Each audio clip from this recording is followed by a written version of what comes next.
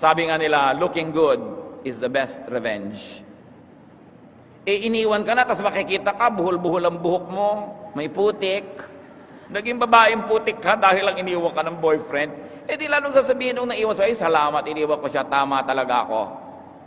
Kung nakikita ka umiilaw pag naglalakad sa kagandahan mo, gumuguhit ang pabango na parang jet, panghihinayangan ka.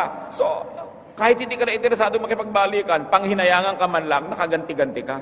So, bakit mo gagawing miserable yung sarili? Kailangan mag-isip-isip ka dyan. Iniwan ka, huwag ka maglasing.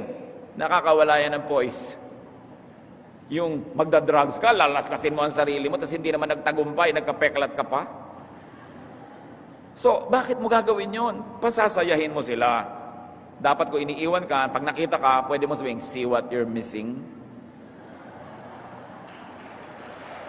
Mahalin ang sarili.